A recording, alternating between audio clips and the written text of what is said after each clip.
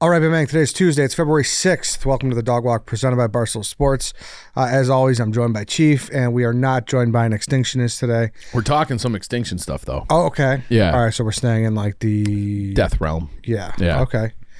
That guy last week was wild. I don't know what people's thoughts were. Yeah. It was like a genocidal Mr. Rogers. Yes. I don't know how else to put it. So I really like talking to him. I like talking about that kind of stuff and like debating people. And, you know, I love doing these episodes too. But, you know, like we're talking about the Toba super volcano today. I'm not an expert on that stuff. I just kind of, it's interesting to me. So I look it up but I'd much rather, you know, kind of argue with somebody like that. Although he was hard to argue with because he was like, too nice. The way he went about it was just so eloquent. Right. I wish like I would have I would have had a better time arguing if he had like the demeanor of Dave.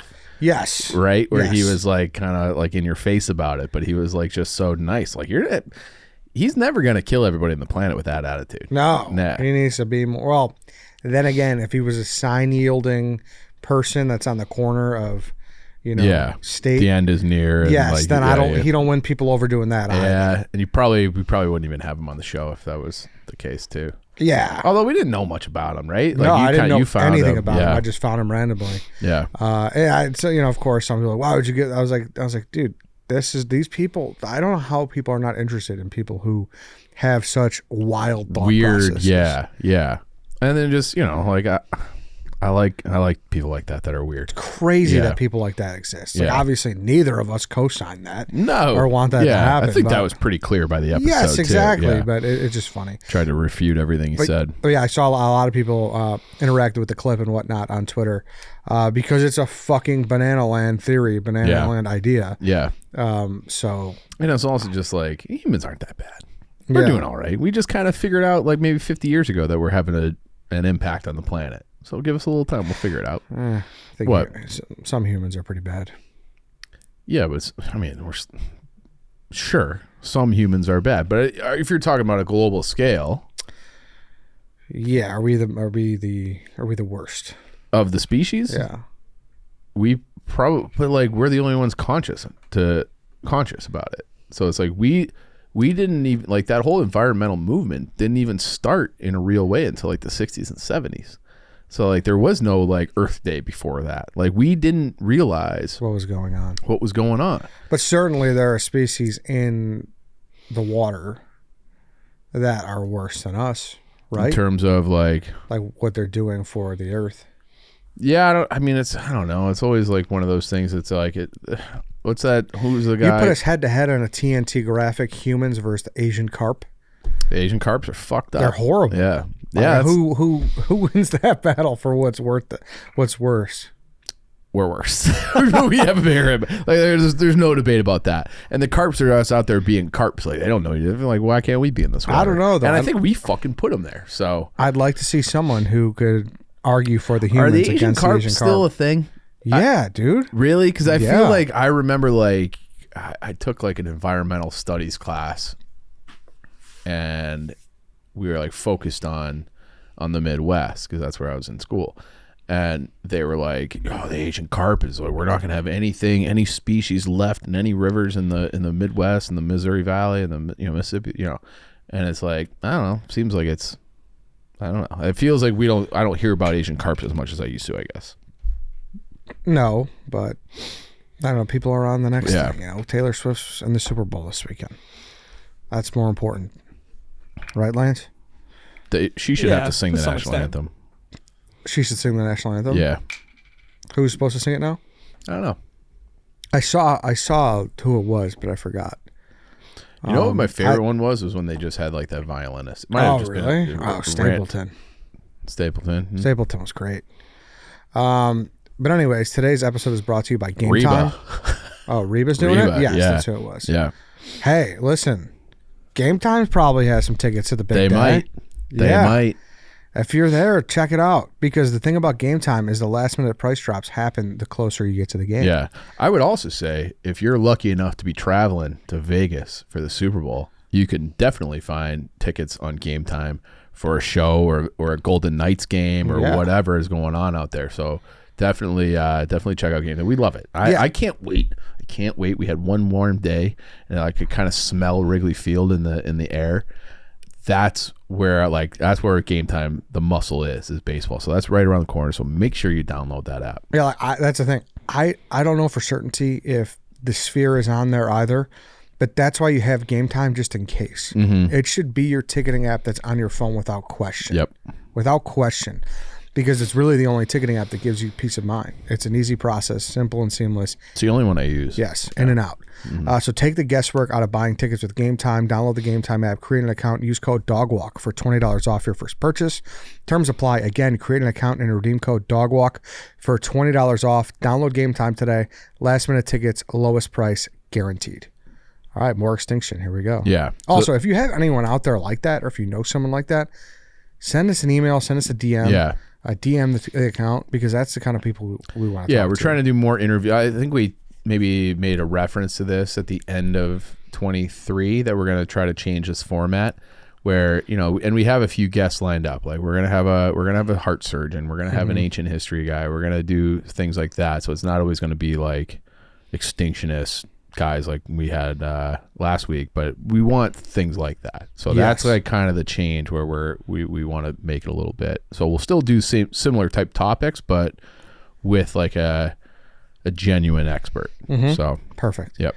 All right, so let's get into more extinction. Yeah. So this is one of those things that's so like we've talked about. Remember we talked about like cataclysms or like the worst ways to die or something like that. This was like 2 years ago when we brought up like the Yellowstone super volcano. I know it was in December. It was right before the end of the year. It might have been the end of 2021 at the latest. It was definitely COVID. Yeah. Era.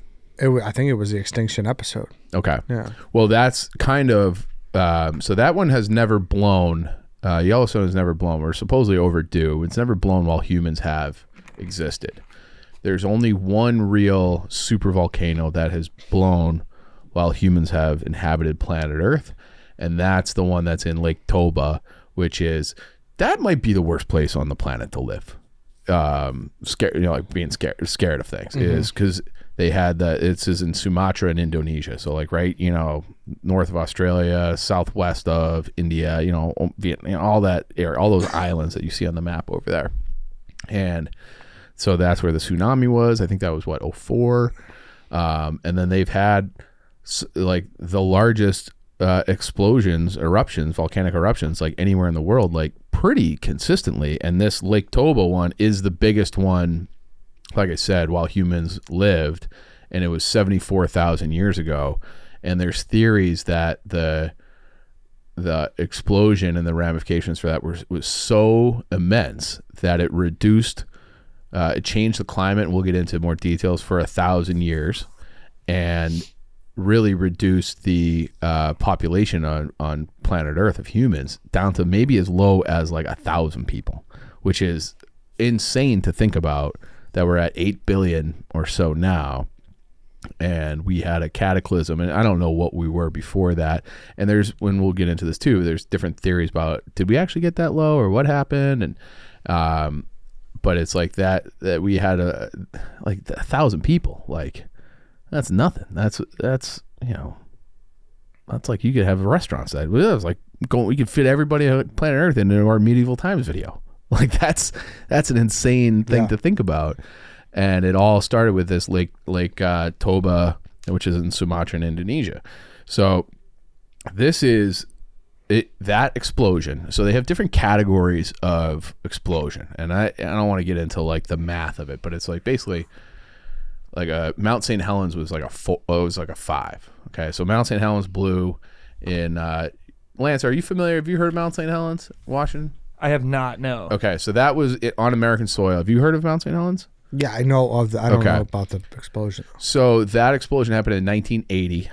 So it's on TV. You can find videos of it, and if you see, it's like this whole side of a mountain in Washington State just like blew off.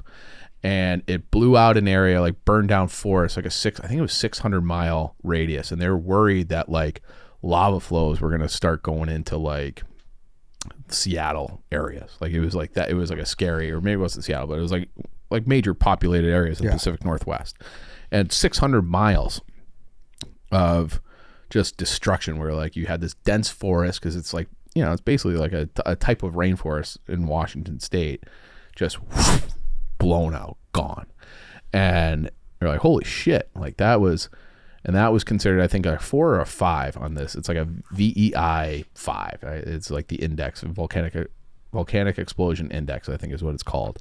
And that really, in comparison to like the bigger volcanoes, is like nothing. So you see this like immense destruction, and it's like the biggest one we've ever seen in the United States, but it's like a drop in the bucket. Like it's like, it's nothing. It's a featherweight. And 600 miles is no joke to me. It's huge. In my head. It's huge. But when you hear about this one, this Lake Toba one, this explosion created enough ash and debris to cover the entire continental United States.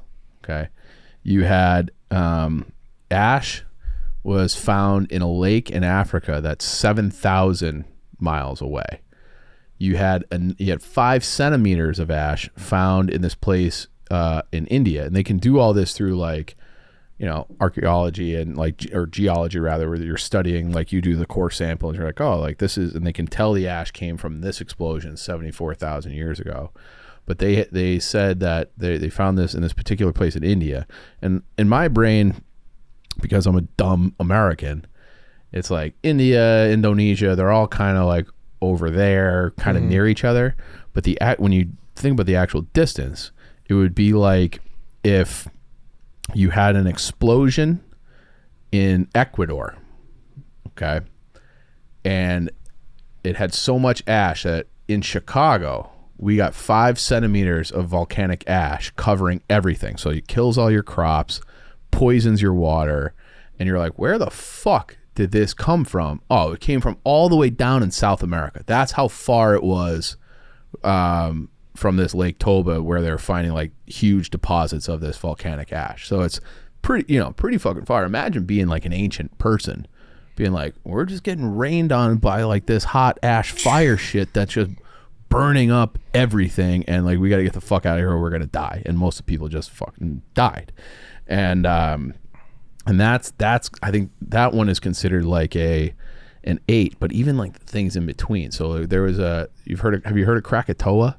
Have you heard that? That was an explosion in 1883. No. Okay, so that one was like I think that was a 5 or a 6 on that same scale. But the blast, it's actually been recorded, okay? Like somehow, because like we had ability to record things back then. The blast was so loud that it traveled, the sonic wave traveled around the earth 4 times. Okay, so like for this blast, and that's down in Indonesia too. Okay, so that Krakatoa was like insanity. There was a bigger one, which was like a 6 or a 7, called Mount Tambora. Again, same area, Sumatra, that it blew so much debris into the atmosphere, and this happened in 1815, that there was no summer that year anywhere in the world.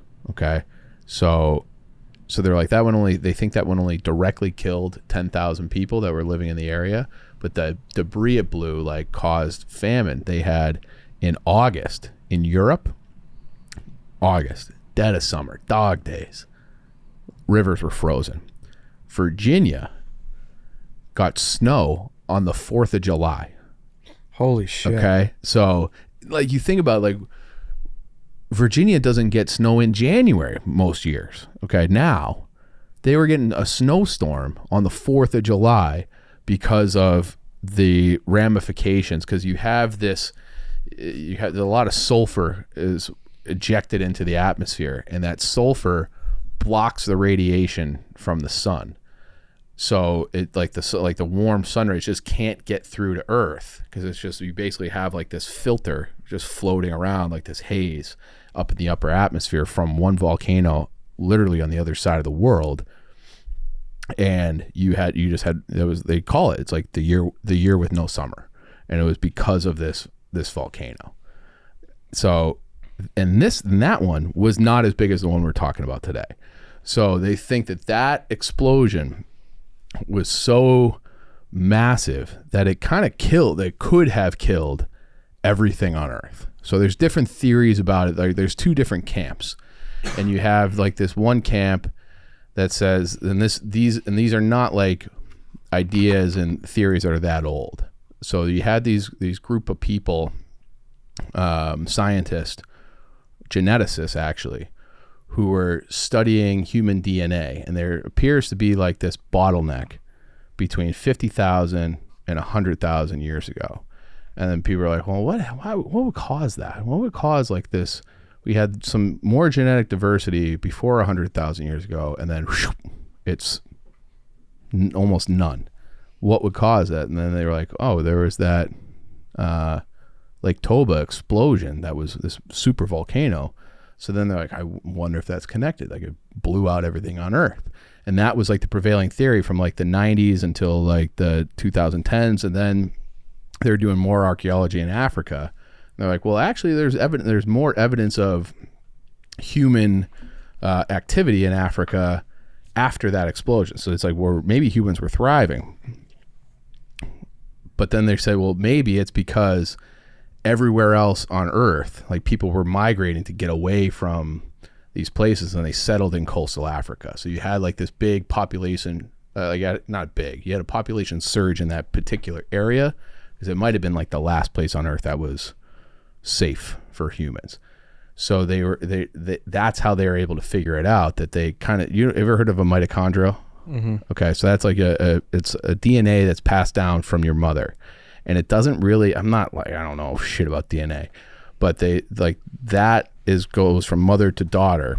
And this is not a theory, this is true, that everybody who's alive on Earth today through the mitochondrial DNA, because it never really morphs into anything else, you can trace it back to a single woman. And they think that she lived in Africa about 200,000 years ago. So like I said, there's 100,000 years ago, there's a lot of genetic diversity. And they were still linked back to, they call it mitochondrial Eve. But then after that event, it was just gone. So like you were down to maybe as low as, I guess it would be 2,000, because it was mating pairs, down to 1,000 mating pairs on the planet. And then everything bore out of that. And there's also, there's people who think that, you know, there's been different sorts of like humans.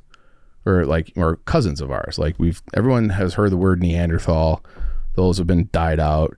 Everyone has heard of, or not everyone, but there's another thing called the Denisovans, who are like just a little bit different, and they are, but like their DNA still exists in modern humans. So they're able to interbreed, and same thing with Neanderthals. And they're linked most closely to people in like the indigenous people of Australia have the most Denisovan DNA. But the Denisovans are actually like, they call them Denisovans because they found this weird bone that didn't fit anything. And they're like, DNA is weird on this. It's human, but it's not. They found it in Russia. So they found it in Russia, but the people who are most like them genetically are native to Australia. So fucking figure that one out. And so they're just down to like, oh, and then there are these people in Indonesia that they think wiped out by this. They were like Hobbit people. Huh. So that's why I think about that sometimes. Like there's all these things that just like pop up in like myths and stories in the Bible, and where it's like the idea of the Hobbit, like this little person. Well, maybe it was just like people just talked to them because they were around, you know, like there was just like you just tell these stories orally, and then they get baked into some story about the Lord of the Rings. But there was like a Hobbit person.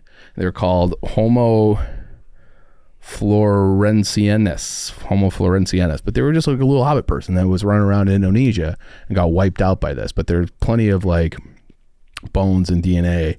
And then you wonder, I don't know, like same thing with giants, where it's like, was it David? Who was the guy who killed him with a slingshot in the Bible? Yeah. David and Goliath. David and Goliath. Sorry, yes. And it's like all these other places around the world have like myths about giants. And you just wonder, like, and there used to be giant beavers and giant other things like that we know, but it's like maybe we just fucking killed all those people. Like we just had more of them, or when we went through one of these cataclysms, whether it was like a Bigfoot or something, or just like a normal giant, where they're just like a different breed of, or different, genetic offshoot of human beings.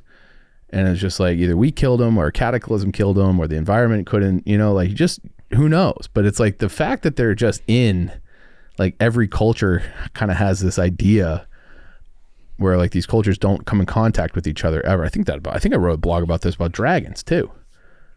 Like I think dragons might have been real. Yeah, because there's too many places that have Japan, China, like ancients, okay? African cultures, Australian cultures, Incas, Maya, Native Americans, it's Europeans have, myths about dragons. It's like every single corner of the earth came up with the exact same scary beast.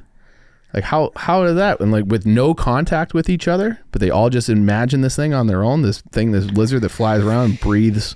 The ancient Egyptians had a dragon, like they all fucking had the same idea. There's gotta be something where it's like a pterodactyl or that would spray like a acid or something. Like who knows what it, because things get lost in translation, but I wouldn't be surprised if like dragons were actually like, or some version of it existed. It makes me think too that hypothetically speaking, if those weren't the one, like the Hobbit people and the giants were the ones that got wiped out, and the more human species like us did, like we'd all be hobbits. Yeah, right, exactly. Like, yeah, it's just a chance, and that would just be normal. Yes, like oh, what do you mean? And then like, or the hobbits would think that we're the giants. Or so maybe like we just stole their books or their stories, not books. So there wasn't writing, but it is like that's why I want to have like some of these ancient culture people on, because it's just like there's so many like weird questions and similarities from people. Like there's that religion that's like they think it's a religion. Well, it's some sort of religion. Nobody knows what it is, but they worshipped bears. Okay. And they would have these like almost like altars inside of caves where they would arrange like the bear and the bear skull in a particular manner. And they find these in like Eastern Europe and like in the Alps. And then they find the same thing in Japan. So it's like, and they're like 25,000 years old. So it's like you had the same culture, and that idea somehow was in Europe and Japan at the same time, worshiping bears in a same way. How does that happen? Think of it like you ever tried to walk home? Like it takes a long time to imagine like now thinking of it's like someone has to carry this idea over who knows how long, this idea, this practice, this culture across all of Eurasia and then over the ocean into Japan. Like that just makes no sense to me. But yeah, that's and this thing, that's what I was going to say too, that this Lake Toba, the reason they think that it had this global impact, like I said, they can tell through like core samples of ice and through the soil that the global temperature dropped after this by 15 degrees Celsius. So like we're very concerned about global temperatures rising by like 3 degrees Celsius. Like that would be the end of the world if people always say that. And it's like, well, we had a 15 degree drop, and there are theories that like kind of almost like they call it a volcanic winter, could have lasted for 1,000 years. So it's like, well, no shit. Like the population, you have no real food source, no way to, it's like we weren't farming back then, but you were still doing hunter gathering.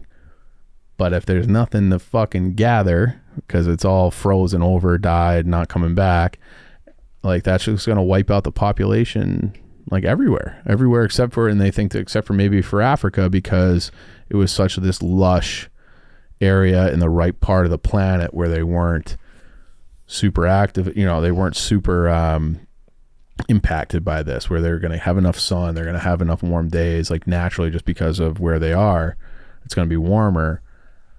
But everywhere else, North America, Europe, like you guys are getting smoked because you just can't, then the animals die off, similar to like the dinosaurs, where they had this asteroid, and it wasn't like the asteroid killed obviously a lot of dinosaurs and the ash and the fallout from that, but really it was the vegetation that died.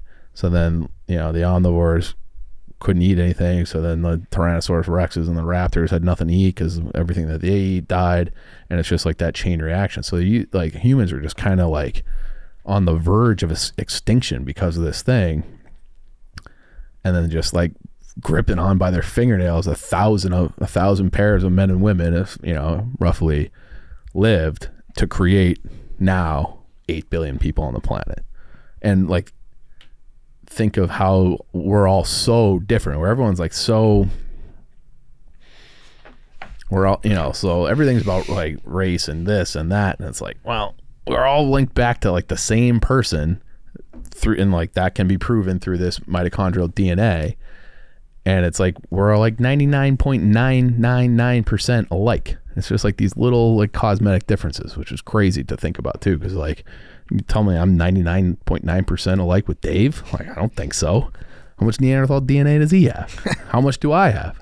I would love to have that found out, actually. That's possible, They right? should probably, I wonder if they could do a study like on NFL linemen and be like, do NFL linemen or even like rugby players in Europe, like, do they have more Neanderthal DNA than like an accountant? Yeah, that would be a good study. I wonder. Or maybe it's the opposite. Maybe it's like that's just like our culture brain being like, those people were idiots. But maybe it's like they were actually like the smart ones, and we're like, you guys are too smart. Let's fucking kill these people. I wonder. It does make you wonder. Yeah. So that's why we're gonna have this guy Jimmy Corsetti in soon, and it's like because he's like an expert on all this stuff, and just kind of like, I don't know, it's like fun to talk about and think about, because it is so. I always think about what the fuck are we even doing here, and how did we get here, and we've been around for 400,000 years roughly as a species, and we've only like been. I feel like we've lived basically the same for that 400,000 years, except for like the last 200, where we had electricity and shit. I also think like, are we smart enough to figure that stuff out now? What stuff? Like if there was like a 15 degree Celsius drop. I mean, not people like you and me, but yeah. Like, I feel like I think they can tell by like the amount of like different types of sediment in the soil, and like how like they can tell like how much biology is like in those ice core samples. if it happened again. What do you? Like, how like the world was on the verge of going extinct because they So if Yellowstone blew, I think so. That I think if something like that were to happen, like a giant cataclysm, like an asteroid or a super volcano, it's not like, are we smart enough to figure that stuff out? It's like, we don't have anybody, like, let's just find food, So then it's like you almost have to become a hunter-gatherer again, because it's like the whole infrastructure is blown out. You don't have enough people to, like, the scientists, like, no one cares how cold it is in the core sample. Like, we need go hunt that turkey so we can eat, or you trap that rat that's living in the dumpster. We eat that. Like, there's just nothing. It doesn't matter at that point. Can we like convert stadiums into like greenhouses, but with like corn and shit?